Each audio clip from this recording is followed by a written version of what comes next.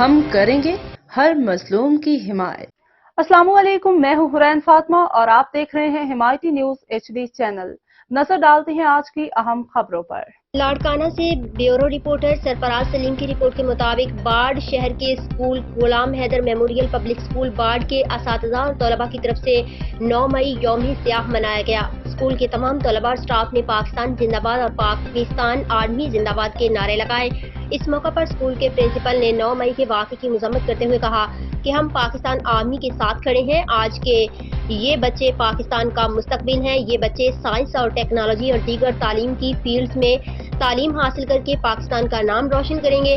Pakistan army ہمارا فخر ہے۔ یہ سرحدوں پر اپنی جانیں قربان کرتے ہیں، تبھی پاکستان کی عوام ملک کے اندر چین و سکون کی زندگی بسر کرتی ہے۔